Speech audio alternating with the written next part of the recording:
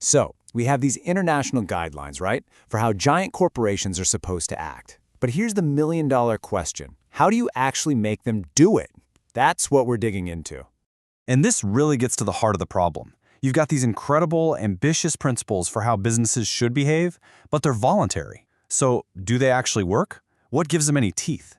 Well, that's exactly what we're going to find out, because there's a really interesting system designed to solve this very puzzle. Okay, so first things first, let's get on the same page. We're talking about the OECD's guidelines for multinational enterprises. And look, these aren't just some casual suggestions. They're pretty much the global gold standard. So what are they really?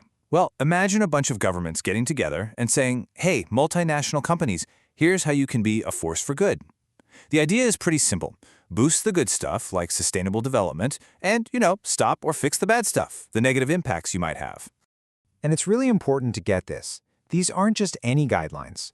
The OECD itself calls them the leading international instrument on this. We're talking about a powerful, shared expectation from dozens of countries about how businesses should act, wherever they are on the planet. And don't think for a second that these are some old, dusty rules sitting on a shelf. Nope, they are constantly evolving. I mean, just in 2023, they got a major update to tackle the huge issues we're all facing today. Things like climate change, the responsible use of tech and data, and even making sure company lobbying efforts are on the level. So that brings us right back to that big question. We've got this top-tier, up-to-date set of standards, but how do you make them stick? This is where things get really interesting. Right. Here it is, the elephant in the room. The guidelines themselves say it plainly. They are voluntary and not legally enforceable. That means no fines, no courts, no legal hammer to drop if a company decides to ignore them. Which makes you wonder, right? So, what's the point? Are these just well-intentioned words on a page? A nice wish list that big companies can just ignore? I mean, think about it. If there are no actual legal penalties, what's stopping these from being just that? Just words? How do you actually get from principle to practice? Is there anything that makes them matter when things go wrong? Well, it turns out there is. The OECD system has a kind of secret weapon, a really unique solution built to tackle this exact problem. It's time to talk about the NCPs. And that word, unique, is really important here. This is not your typical government agency. It's something totally different. The whole system isn't built on punishment, it's built on conversation and finding solutions. Okay, so what is an NCP? Basically, every government that adopts the guidelines, we're talking over 50 of them, has to create something called a national contact point. You can think of it like a dedicated office, and its whole reason for being is to make sure these guidelines actually mean something in the real world. So what's their job exactly?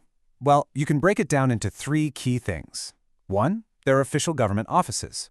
2, they're out there promoting the guidelines, trying to get businesses on board. And 3, this is the crucial part, they handle complaints. This is what's known as the specific instance process. So, when someone files a case, say a community group has an issue with a company, the NCP first does an initial assessment. They look at it and decide, okay, is this a real issue that falls under the guidelines?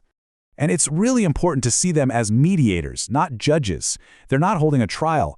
If the case moves forward after that initial assessment, the NCOP offers what they call good offices. That's just a way of saying they offer things like mediation or conciliation. The whole point is to get both sides, the company and the group that filed the complaint, in a room together to talk it out and, hopefully, find a solution. So let's zoom out. Why does all of this matter so much? Well, it's the difference between just having principles and actually putting them into practice. I mean, just look at the difference here. Without this NCP system, you've just got these voluntary rules with, well, no real follow-up. But with NCPs, you suddenly have a government-backed place for real conversations to happen. When a community has a problem with a company, they're not just shouting into the void. There's a real path to find a solution, one that isn't about going to court. It's what takes these guidelines off the page and into the real world. You can almost think of the NCPs as a bridge. On one side of the river, you've got these big, important OECD recommendations. And on the other side, you've got the messy, complicated reality of a real-world problem. The NCP is that bridge that connects the two, creating a clear path to get from problem to resolution. So here's the bottom line. NCPs provide a real, impartial space for people to talk things through. And here's the kicker. At the end of it all, no matter what happens, whether they reach an agreement or not, the NCP publishes a final statement. It says what happened. And that transparency, that's a huge incentive for companies to take the process seriously. It turns simple dialogue into a powerful tool for accountability. So it really leaves you with a big question, doesn't it? In our world today, where global companies operate across borders and problems can move faster than laws can be written, could this model be the answer? This mix of voluntary principles backed by a real formal process for dialogue, could this be the future of how we hold global corporations accountable? It's definitely something to think about.